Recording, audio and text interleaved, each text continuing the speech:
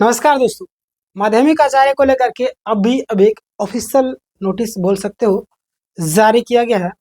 और ये जो मैं पिछला वीडियो बनाया था जिससे बोला था मैं शाम शाम तक वीडियो अपलोड कर दूंगा, यानी कि वो जो वीडियो अभी रात्रि को आई, जस्ट अभी तक आई है, इसलिए मैं अभी रात को ही वीडियो शूट कर रहा हूँ। ठीक ना, चलिए स्टार्ट करते हैं। आप देखिएगा फाइनल ऑर्डर आ चुका है, छात्रों में अलर्ट, गेम खत्म हो चुका पूरी तरीके से। झारखंड उच्च न्यायालय यानी कि झारखंड हाई कोर्ट का क्या आदेश आया, ये जानना अति आवश्यक है। और लास्ट लास्ट में कुछ ऐसे पॉइंट बता के जाऊंगा जो आपके लिए बेनिफिट होने वाले, ठीक ना। तो यहाँ पे देखिए आपको समझ में आएगा कि झारखंड माध्यमिक आचार्य केस का पूरा अपडेट पॉइंट वाइज पॉइंट जो है ना क्या है, ऑर्डर कॉपी जारी हो चुका है। देखिएगा झारखंड हाई कोर्ट की जो वेबसाइट है ना, उस पर ऑफिशियली जो ऑर्डर आपको कॉपी अपलोड कर चुकी है ना। ये जो आपका झारखंड हाई कोर्ट के जो वेबसाइट पर ऑफिशियली जो आपका ऑर्डर कॉपी है वो आपका अपलोड हो चुकी है। देखिएगा यह ऑर्डर आपका, ध्यान दीजिए आप लोग यहाँ पे कि ये जो ऑर्डर है आपका लाइव हियरिंग के बाद आपका जारी किया गया। क्योंकि देखिए मैंने पिछला वीडियो इससे पहले जो बनाया था जिसमें भी कई सारे जो पॉइंट है जिसको कवर किए गए थे, आप नहीं देखेंगे जा करके देख लीजिए कि आज आपका फाइनल होने वाला है। जो कि मैंने बताया था बहुत सारे पॉइंट। तो किस जज में सुनवाई हुई आप देख लीजिए यहाँ पे कि केस की सुनवाई की गई। तो आप यहाँ पे देखिए जस्टिस दीपक रोशन है ना, हालांकि हमारा नाम भी रोशन है ना, यहाँ पे दीपक ऐड कर दिया गया। अच्छा, नाम से कुछ नहीं होता है, काम करना पड़ता है, ठीक ना। तो जस्टिस दीपक रोशन यानी कि यह सुनवाई सिंगल बेंच यानी एकल पीठ में हुई है ना। और देखिएगा हालांकि आपको यहाँ पे कुछ चीज़ समझ में नहीं आएगी, जो चीज़ें समझ में नहीं आएगी वो आप मुझे कमेंट करके जरूर बताइए। हालांकि मैं पूरी कोशिश करूँ कि मैं आपको समझा के जाऊँ। स्टे एप्लीकेशन पर एक बड़ा फैसला आया है और कैंडिडेट के द्वारा जो आपका स्टे एप्लीकेशन यानी कि रोक लगाने की जो मांग की गई है पूरी तरीके से खारिज कर दी यानी कि रिजेक्ट कर दी। आखिर रिजेक्ट क्यों किया गया, इसका मतलब क्या है? छात्रों की तो डिमांड थी कि स्टे लगाना चाहिए लेकिन स्टे तो नहीं लगा।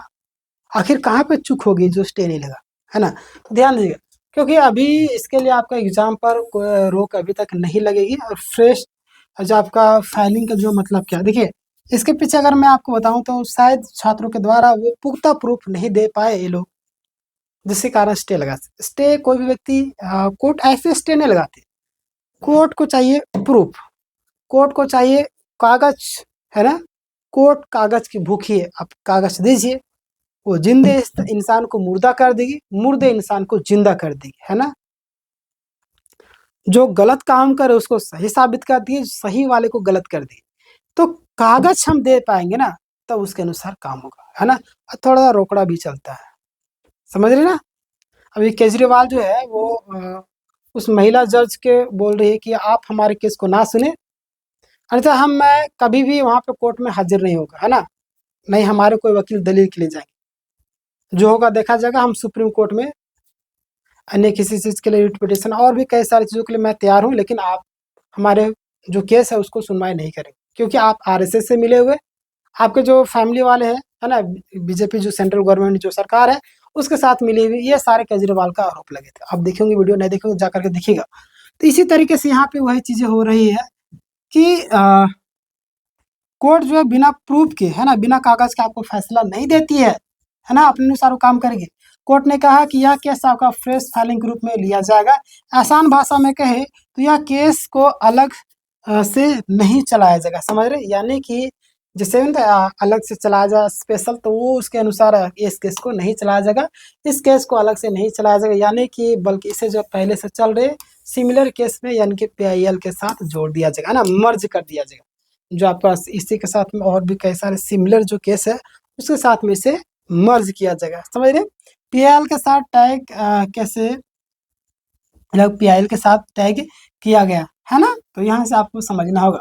और पीआईएल का मतलब बहुत सारे लोग को नहीं पता होगा, ठीक है, ध्यान दीजिए। यह केस पहले से चल रही पब्लिक इंटरेस्ट यानी कि लिटिगेशन यानी कि पीआईएल, इसका फुल फॉर्म है। आप चाहे तो पीआईएल गूगल में सर्च मारेगा, आपको ए टू जेड डिटेल में बता देगा, है ना, के साथ जोड़ा गया है। यह पीआईएल फाइल की यानी कि आपका तालेश्वर महतो के द्वारा, मतलब कि आगे आपका जो मामला है और भी ज्यादा गंभीर हो चुका है, इस चीज से आपका साफ साफ चल रहा है ना। अब जो ये जो केस है यानी कि जिसके साथ मर्ज की जाएगी, अब दोनों केस की सुनवाई एक साथ होगी, है ना। यहाँ से क्लियर हो गया। अब जो दोनों केस की सुनवाई एक साथ होगी, यहाँ से आपको क्लियर हो गया। आगे बात करें खंडपीठ, है ना, क्या है। तो यह आपका ध्यान दीजिए आप लोग। अब केस जाएगा खंडपीठ, है ना, यानी खंडपीठ बेंच में। इसकी खास बात है कि इसमें 2 जज होते हैं, है ना। इसमें अक्सर आपका चीफ जस्टिस जो है ना वो आपका शामिल होते हैं ना, 2 जज होते हैं। उसके बाद आपको देखेंगे सारी चीज़ों को, उसके बाद प्रक्रिया को आगे बढ़ाएंगे, है ना। मामला आखिर क्या है, आगे बात करते हैं।